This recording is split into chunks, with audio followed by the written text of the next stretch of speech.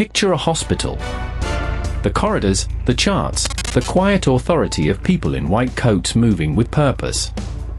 Now picture one of those doctors, respected by the nurses, trusted by patients, making decisions about human lives, and understand that this particular man has never spent a single day in medical school. No degree. No license. No training beyond what he read and rehearsed. And yet he walked through the front door, was handed a badge and a title, and for a stretch of time genuinely practiced as a physician, with real patients placing their real bodies in his hands. This is not a one-time freak event. Medical imposters are a documented, recurring phenomenon, people with no qualifications who have posed as doctors, sometimes for years, occasionally even rising to supervise others. And here's the part that should unsettle you far more than the audacity of any single imposter. The con almost never succeeds because the fake doctor is a criminal genius. It succeeds because of the way large institutions are built. In the next few minutes, I'm going to show you the exact machine that lets a man with no medical degree run a hospital ward, and by the end, you'll see it's not really a story about medicine at all. It's a story about a blind spot that exists inside almost every organization you'll ever deal with. The first gear is the most important, and it's this: modern institutions don't trust people, they trust paper. Think about how you actually become recognized as a doctor, a lawyer, an engineer, in the eyes of a hospital or a firm. It's not that anyone in the building personally witnessed your years of training. It's that you produce documents, a diploma, a license number, a certificate, a letter, and the institution accepted those documents as a stand-in for the years behind them. The paper becomes the person. And that is a profound vulnerability, because paper can be forged, borrowed, or simply invented. A convincing diploma, an official-looking license, a stack of credentials with the right names and seals, produce those, and in the eyes of the system, you have effectively become qualified, whether or not a single word of it is true.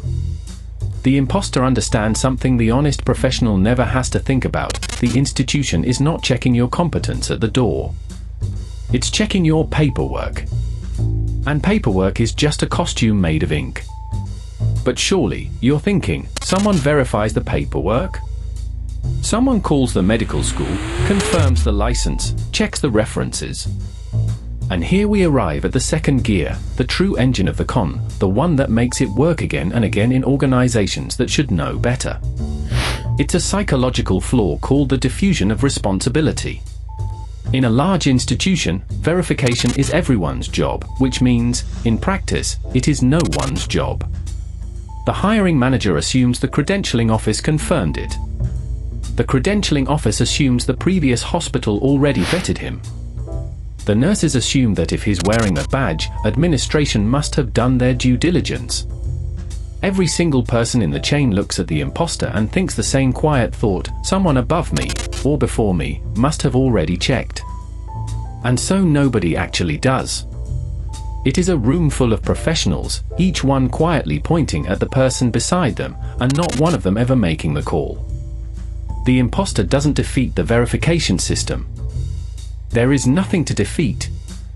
He simply slips through the gap between the people who each assume the verification was somebody else's responsibility. The bigger and more bureaucratic the institution, the more places there are to hide in that gap, which is why these cons so often unfold not in some sloppy backwater, but inside large, respectable organizations with rules for everything. Once he's through the door, the third gear takes over, the same one that powers almost every imposter con: the costume and the performance. A white coat is not fabric, it's an instruction. It tells everyone who sees it how to feel and how to behave. Defer to this person, trust this person knows. Combine the coat with the right vocabulary, the clipped Latin terms, the confident shorthand doctors use with each other, and a manner that projects calm authority, and the disguise is nearly complete. People do not audit a confident man in a white coat mid-conversation, they respond to him. And imposters are often genuinely skilled at one specific thing, absorbing enough surface knowledge to sound fluent. They memorize the jargon, they mirror how real doctors speak and stand and move, and they lean hard on the fact that most interactions in a hospital are social and procedural, not tests of deep expertise. Ask a nurse to prep a room, sign a routine form, defer a complex case to a specialist. None of that requires the years of training the imposter lacks. It requires only that everyone keeps believing the coat. Here's the piece that lets an imposter survive far longer than seems possible. He doesn't have to be a great doctor. He only has to manage the appearance of being one, and modern medicine gives him astonishing amounts of cover. Hospitals are teams. A physician, especially in a supervisory role, spends a huge share of the day directing others, reviewing paperwork, making administrative calls, and referring anything genuinely difficult to specialists, residents, and nurses who do the hands-on work. An imposter who is smart about his own limits can hide inside that structure, deferring, delegating, ordering the standard tests, following the obvious protocols, and letting the competent people around him quietly carry the real medicine. When he doesn't know something, he does what a cautious administrator does. He asks for a consult, he orders more tests, he sends it up the chain. Behaviors that look, from the outside, like prudent caution. This is the quiet horror of the con, the very systems designed to make medicine safer. Teamwork, protocols, referrals, checklists, can also become the scaffolding that holds a hollow imposter upright, letting him coast on the expertise of everyone around him. But no imposter can hide forever, and the fall almost always comes from the same direction, a moment that demands real, unfakeable competence, or a background check that finally happens. Sometimes it's a genuine emergency, a situation where there is no time to defer, no specialist to call, no test to order, and the gap between the costume and the reality is suddenly, catastrophically visible. Picture the moment the whole con is built to avoid: a patient crashing, a room turning to the man in the white coat, waiting for the instant, expert decision that only real training can produce, and the imposter freezes, or reaches for the wrong thing, or says the words that no actual doctor would ever say. In that instant, the coat stops working. All the confidence and jargon in the world cannot fake the one thing he never had, and everyone in the room sees it at once. Other times the collapse is quieter and more mundane, a suspicious colleague who actually picks up the phone and calls the medical school, and is told they've never heard of him. Sometimes it's a single detail that doesn't add up, a fact a real doctor would know cold, fumbled, a diploma that doesn't match any record, a reference who, when finally contacted directly, says something that unravels the whole story. And once the first thread is pulled, the collapse is total, because there was never anything real underneath. No training, no license, nothing but confidence and paper.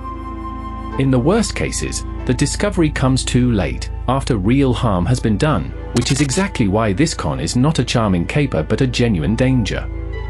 The imposter's greatest enemy was always the same thing: a single person willing to stop assuming and actually verify. So step back, because this was never really a story about a fake doctor. It's a story about the blind spot inside almost every institution you will ever trust: the hospital, yes, but also the company that hired the expert, the board that trusted the consultant, the investors who backed the visionary with the impressive resume. In every case the machine is the same: paper stands in for a person, and everyone assumes someone else already checked the paper. That combination, a document treated as proof, and responsibility so spread out that it evaporates, is the exact gap imposters live in. And the defense is almost insultingly simple. It is the willingness to be the one person who asks the obvious, slightly awkward question and actually follows it to the source, not "does he have a diploma?" but "has anyone in this building personally confirmed it, or are we all just assuming?" Verify at the source. Call the school, not the number on the resume. Check the license with the licensing body, not with the person claiming to hold it. Because imposters don't fear your suspicion in the abstract, they fear the one moment when suspicion turns into a phone call. So let me leave you with this. Think about the experts and authorities in your own life whose credentials you've simply taken on faith because they looked the part. If you actually had to, would you know how to check, and would you be willing to be the person who does? Tell me in the comments. I read every single one.